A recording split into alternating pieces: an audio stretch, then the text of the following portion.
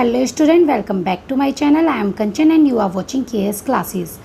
आज हम BA third year political science के लिए वैश्वीकरण के पक्ष और विपक्ष में पढ़ेंगे, यानी अंतर्राष्ट्रीय संबंधों पर वैश्वीकरण का क्या प्रभाव पड़ रहा है, उसके क्या पक्ष है और क्या विपक्ष है। तो इसके बारे में जो भी आर्ग्यूमेंट्स हैं सपोर्ट और डिस्पोर्ट में, तो वो चीज़ हम पढ़ेंगे। तो सबसे पहले हम देखते हैं कि वैश्वीकरण के पक्ष में तर्क।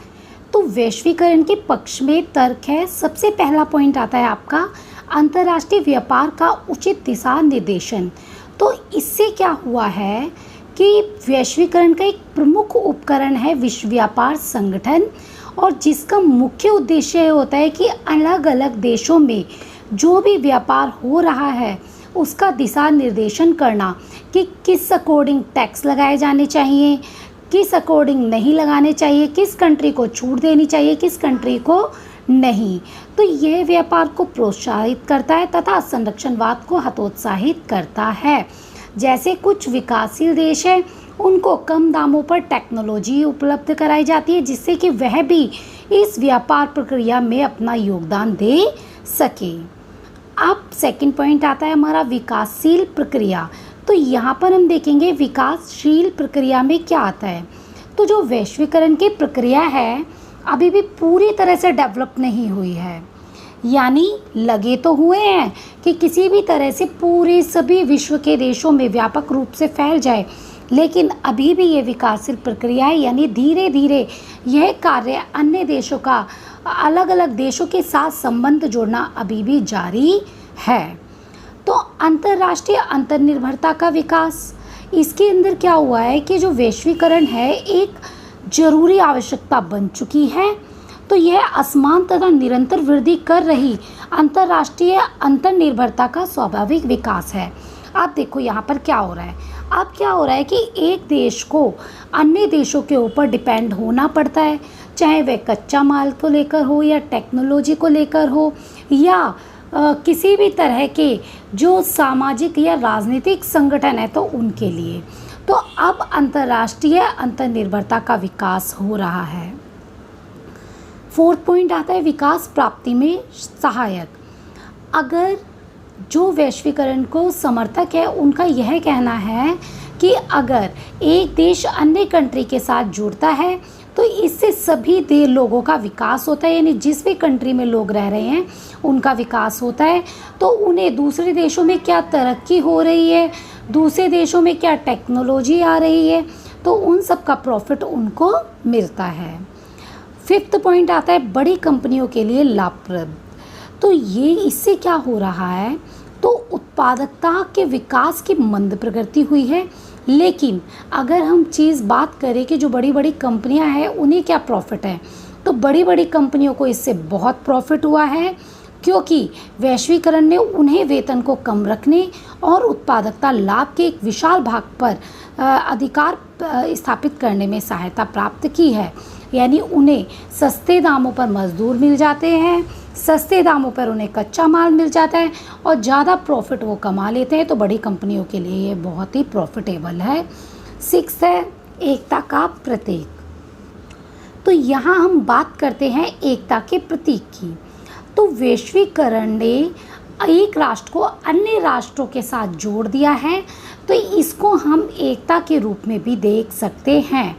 और सेवन स्वाभाविक प्रक्रिया, तो ये आजकल स्वाभाविक प्रक्रिया बन चुकी है।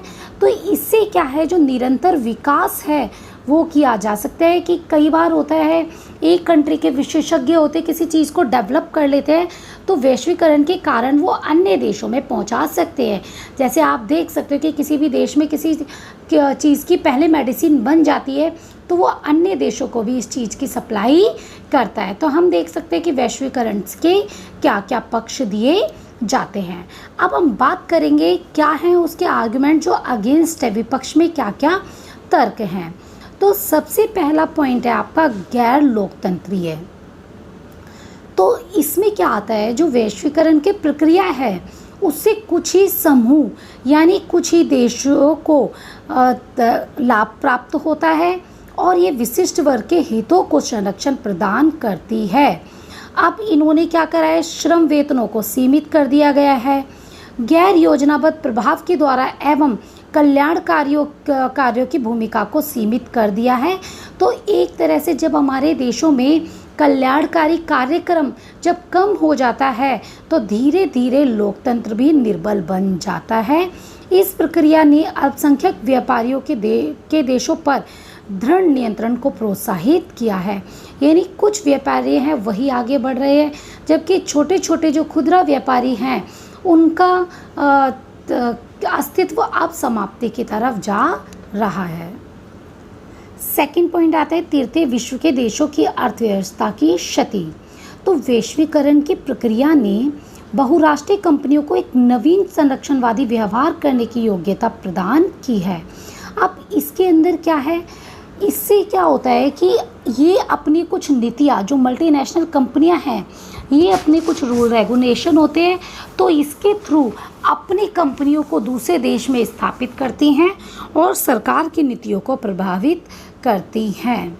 तो विकसित देशों की विचारधारा, तो विकसित देशों की जो विचारधारा है वह तो यह रहती है कि हम जो निर्धन देश है वहाँ पर जाए और वहाँ पर जाकर व्यापार करें।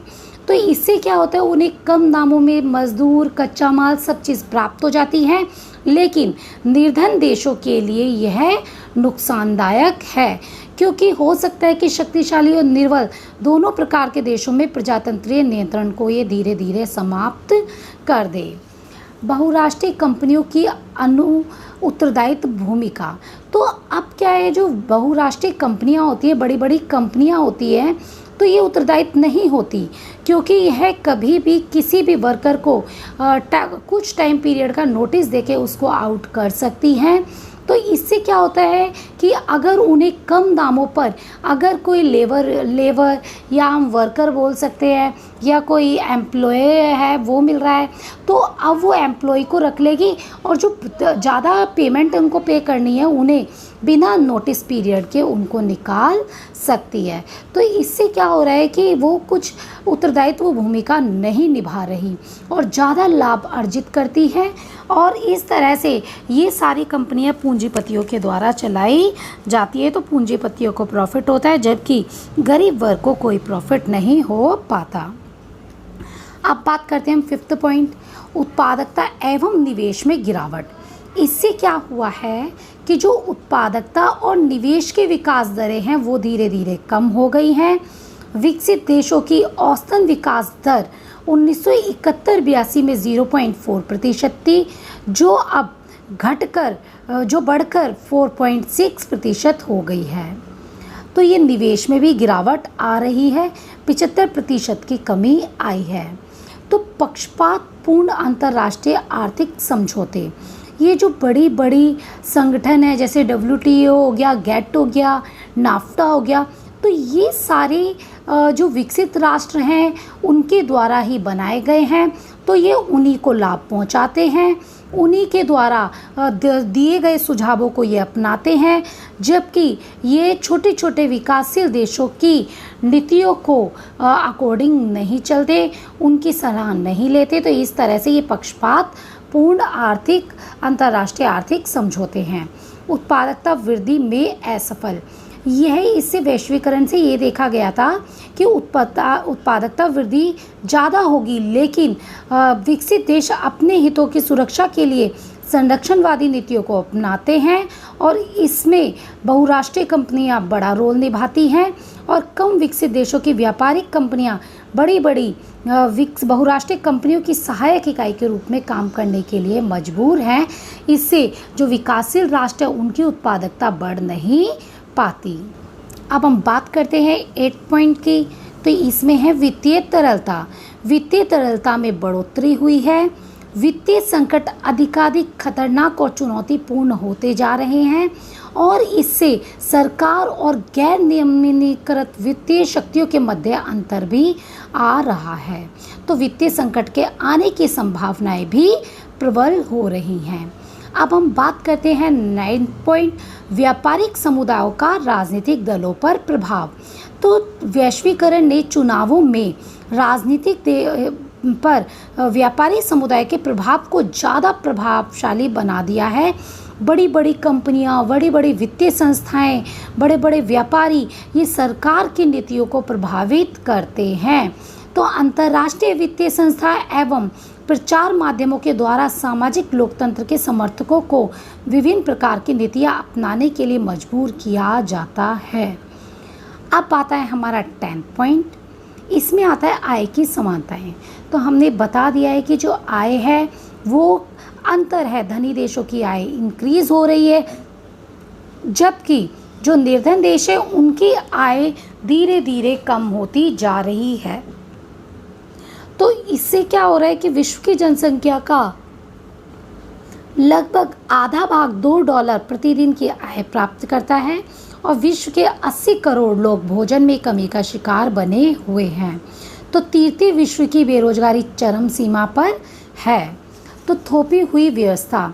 तो आलोचक ऐसा मानते हैं कि वैश्वीकरण प्रजातांत्रिक रूप से प्रक्रिया न होकर एक थोपी हुई प्रक्रिया है।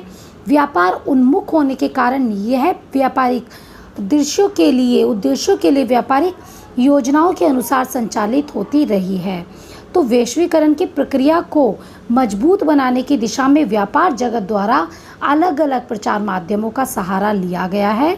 तो वैश्वीकरण की प्रक्रिया को आगे बढ़ाने का विशेष योगदान रहा। तो हम देख सकते हैं कि भारतीय प्रचार के उपरांत भी जनता ने नाफ्टा के विरोध में मत दिया था। तो हम कह सकते हैं कि वैश्वीकरण के कई लोग हैं जो फेवर में हैं। वो फेवर में कौन है? बड़ी बड़ी कंपनियां, बड़े बड़े व्यापारिक कंट्रियां। तो उन्हें लगता है कि इससे हमें ज़्यादा प्रॉफिट होगा, जबकि जो छोटे छोटे देश हैं उनको ज़्यादा प्रॉफिट नहीं हो पाता। उनकी जनता में और आय की असमानता को बढ़ावा मिल रहा है, तो वो लोग इसके हमेशा खिलाफ रहते हैं। तो इस तरह से आप देख सकते हो कि किस किस तरह से इसके पक्ष में और विपक्ष में तर्क दिए गए हैं। आई होप आप सभी को मेरी वीडियो पसंद आई होगी। अगर पसंद आए तो please like, share and subscribe my channel. Thanks for watching KS classes.